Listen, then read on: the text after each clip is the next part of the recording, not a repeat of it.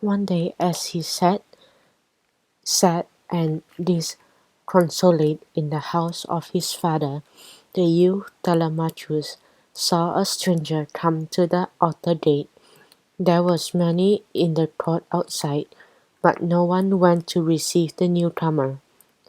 Then, because he would never let a stranger stand at the gate without hurrying out to welcome him, and because too he had hopes that someday such a one would bring him tidings of his father, Telemachus rose up from where he was sitting and went down to the hall, and through the court to the gate of the stranger stood. "Welcome to the house of Odysseus," said Telemachus, giving him his hand. The stranger taps it with a friendly clasp. "I thank you, Telemachus," he said, "for your welcome, and glad I am to enter the house of your father, the renowned Odysseus." The stranger looked like one who would be a captain among soldiers. His eyes were grey and clear and shone wonderfully. In his hand he carried a great bronze spear. He and Telemachus went together through the court and into the hall, and when the stranger left his spear within the spear stand, Telemachus took him to a high chair and put a footstool under his feet. He had brought him to a place in the hall where the crowd would not come. There were many in the court outside, and Telemachus would not have his guests disturbed by questions or clamors. A handmaid brought water for the washing of his hands, and poured it over them from a golden ewer into a silver basin. A polished table was left at his a polished table was left at his side. Then the house-dame brought wheaten bread and many dainties. Other servants set down dishes of meat with golden cups, and afterward the maids came into the hall and filled up the cups of wine. But the servants who waited on Telemachus and his guests was disturbed by the crowd of men who now came into the hall. They seated themselves at tables and shouted out their orders. Great dishes of meat were brought to them, and bowls of wine, and the men ate and drank and talked loudly to each other, and did not refrain even from staring at the stranger who sat with Telemachus. "Is there a wedding feast in the house?" the stranger asked. "Or do the men of your clan meet here to drink with each other?" A flush of shame came to the face of Telemachus. "There is no wedding feast here," he said, "nor do the men of our clan meet here to drink with each other. Listen to me, my guests. Because you look so wise and because you seem so friendly to my father's name, I will tell you who these men are, and why they trouble this house." Thereupon Telemachus told the stranger how his father had not returned from the war of Troy.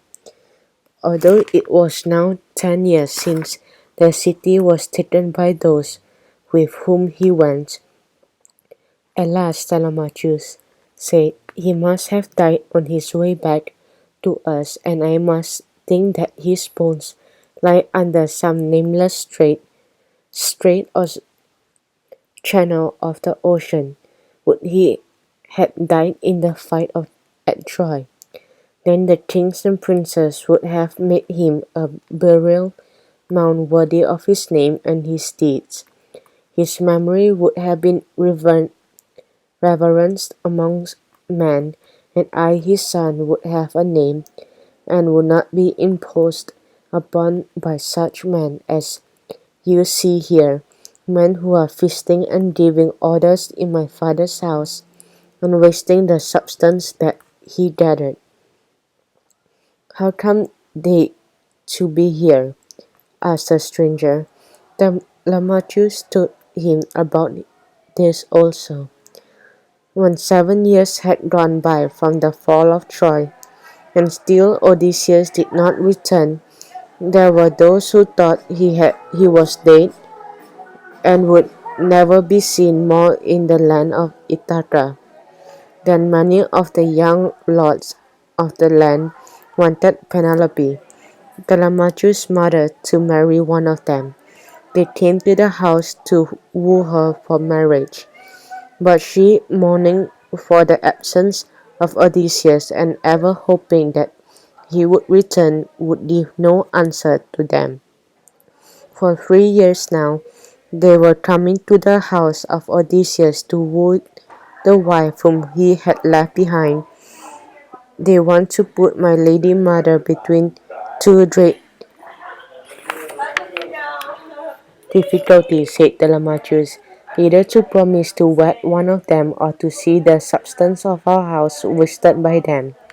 Here they come to eat the bread of our fields, and slay the beasts of our flocks and herds, and drink the wine that in the old days my father laid up, and weary our servants with their orders.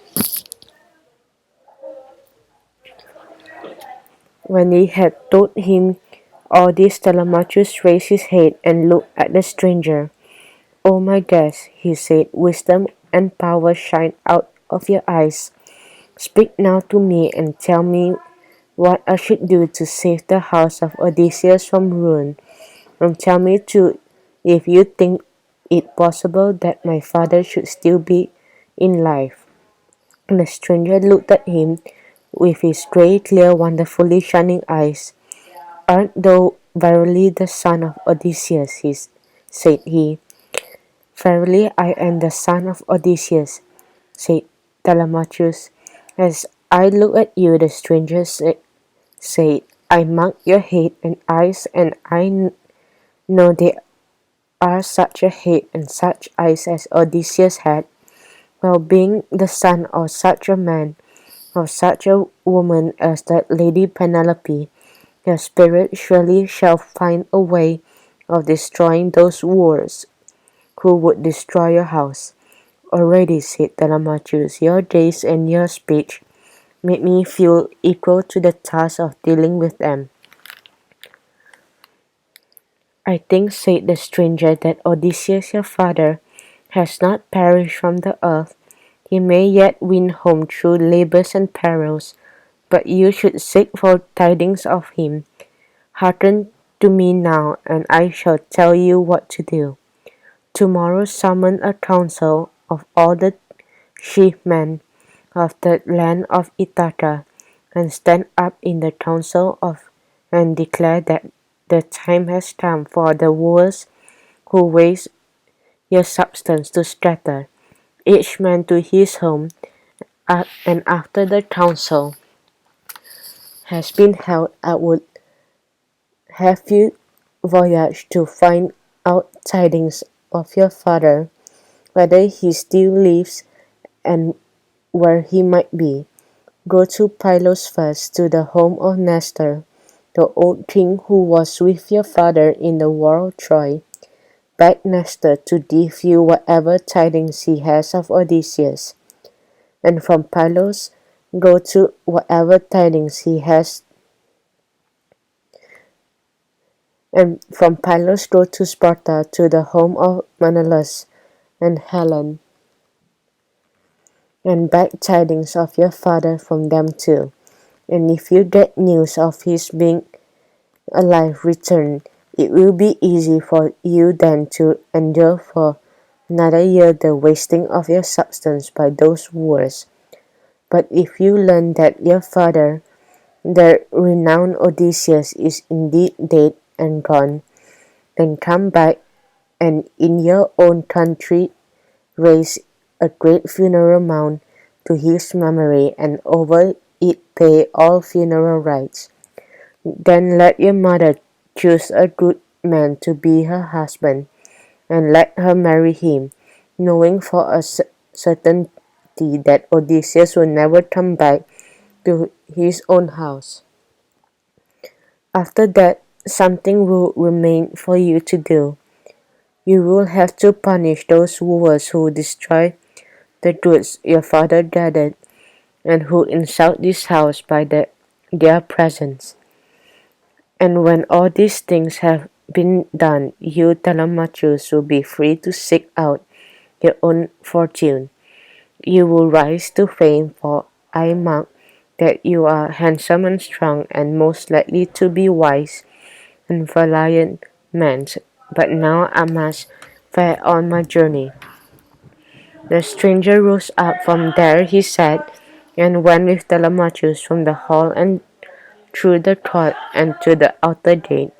Telemachus said, "What you have told me I shall not forget. I know you have spoken out of a wise and a friendly heart, and as a father to his son." A stranger clapped his hands and went through the gate, and then he looked after him. Telemachus saw the stranger change in his form. He became first a woman, tall with fair hair and a spear of bronze in her hand, and then the form of a woman changed too. It changed into a great sea eagle that on white wings rose up and flew high through the air. Telemachus knew then that his visitor was an immortal and no other than the goddess Athene, who had been his father's friend.